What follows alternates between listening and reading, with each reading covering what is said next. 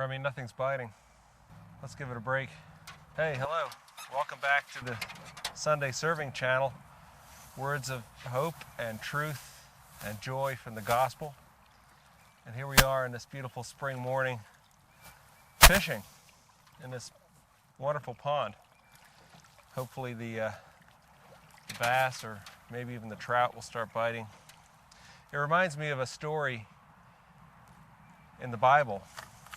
Right after the resurrection, the disciples, most of the disciples were fishermen, and after Jesus died and then rose from the dead, he appeared to the disciples, and then he would disappear again, and they didn't really know what to do. So it records in the Gospel of John, it says it was a third time that Jesus appeared to them, that Simon Peter, must have said, you know what, we don't know what to do, let's go fishing. So some of the disciples joined Peter, and they went out in a boat, and it says they fished all night. It says it was Peter, Thomas, who was a twin, it named a few others. Let's read it here. It named, I think it was Nathaniel, the Zebedee twins, which would have been John and James, and it said two other disciples. So that's seven disciples. And imagine 7 disciples in a boat fishing. Must have been slightly bigger than this boat because having a hard time fitting here with Remy. They went out all night fishing. Now they used nets.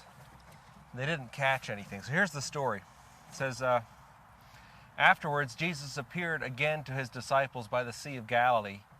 It happened this way. Simon Peter, Thomas, also known as Didymus the twin, Nathaniel from Cana in Galilee, gives great detail here about the disciples, the sons of Zebedee, which of course included John, the writer of this gospel, and 2 other disciples were together.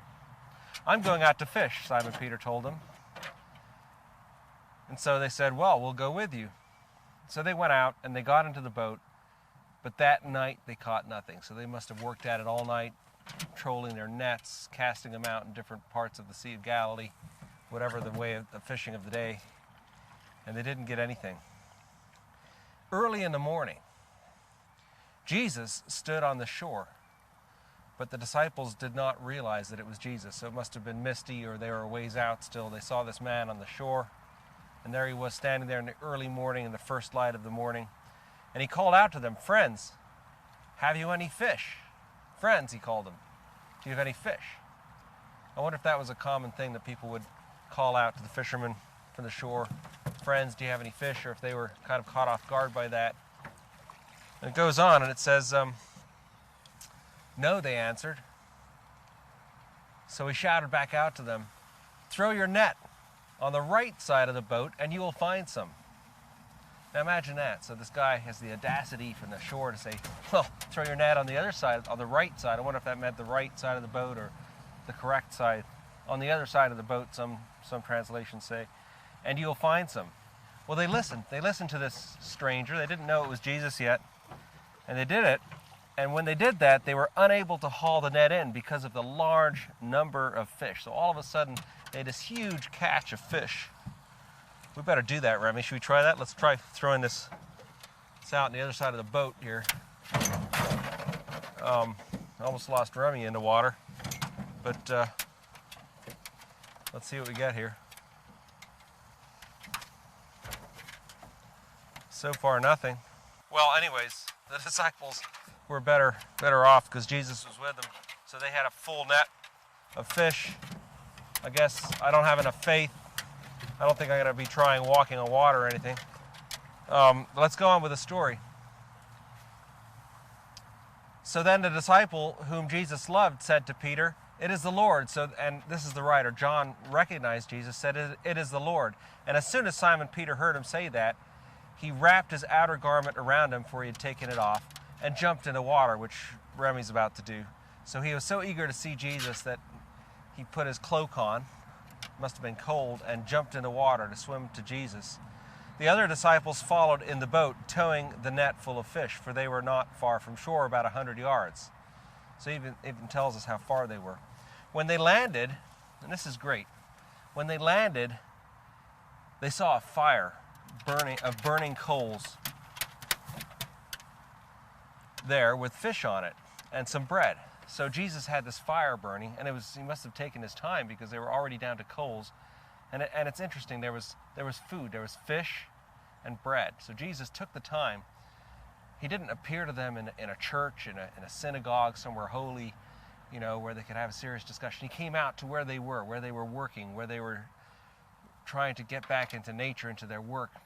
And he did it with physical things, with food. He often met around bread, around the breaking of bread. And here it says fish on the fire. It's just the love that Jesus had to come and prepare that breakfast after a hard night of fishing with fish on it and bread. Think of the preparation time it took to do that.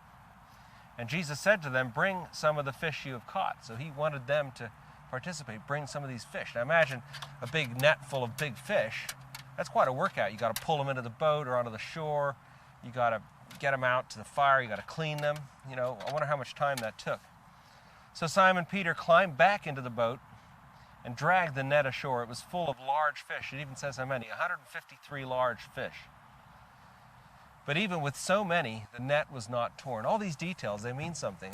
That was a miracle to the men. When their livelihood was fishing, and if you had a big net full of fish and it tore the net, that would be a lot of work. All those nets were made by hand. They couldn't buy them at the Walmart. They had to make them. Jesus said to them, come and have breakfast. So again, he wants to gather them around food, around fellowship. Come and have breakfast. None of his disciples dared to ask him, who are you? Because they knew it was the Lord. So again, Jesus had died. They had buried him. And now he had risen and appeared to them. And they knew, they must have been in awe. Jesus came, took the bread, and gave it to them, and did the same with the fish. This was now the third time that Jesus appeared to his disciples after he was raised from the dead. So just that's an amazing story, because Jesus interacting with his disciples in the flesh, in the earthly things of fishing, of being out in nature, of working, of making breakfast, of eating. Imagine the conversations they had over that fish and bread.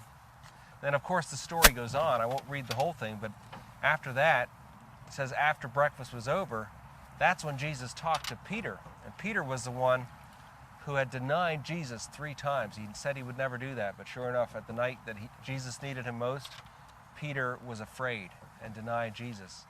And Jesus must have known that Peter was down or ashamed, and he cared about Peter. So he asked him 3 times after that breakfast, Simon Peter, do you love me? And each time he said, do you love me more than these? Referring to the disciples. And each time Simon said, yes, Lord, I love you. And it even says he was hurt by that. He was hurt by Jesus asking, why do you ask me this? Of course, I love you. You know that I love you.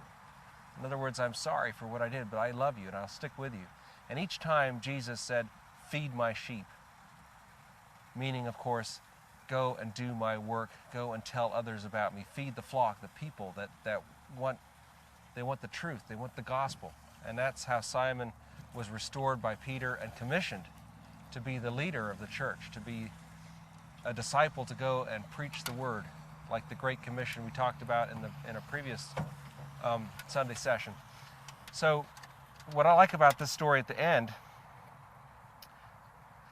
after Jesus restores Peter, and then Peter was deflecting and talking about John. What about John? And Jesus basically said, that's none of your business.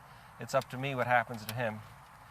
But then at the end, I love it, at the end of this chapter, it says, Jesus did many other things as well. If every one of them were written down, I suppose that even the whole world would not have room for the books that would be written. Isn't that amazing? So the story didn't end there. All the things that Jesus must have done at that time, the miracles, the calling people out of their situations, healing people, giving them hope, giving them direction, all those things that we can only imagine. It says it would take the whole world full of books to tell about those stories. So that should give us hope today that Jesus is still at work, and the stories that he is doing among us, among people, not just here in this country, but all around the world. All those stories are filling thousands, countless of books. The whole world could be full of books telling about the miracles of Jesus, how he can change lives and bring hope and bring forgiveness and bring redemption. So that's the wonderful thing about learning about Jesus. And get out in nature where you feel God's presence, and let's try. Let's see if we have a bit more faith. Let's give this one more try here. Anyways, God bless you all. Have a wonderful week. We'll see you again.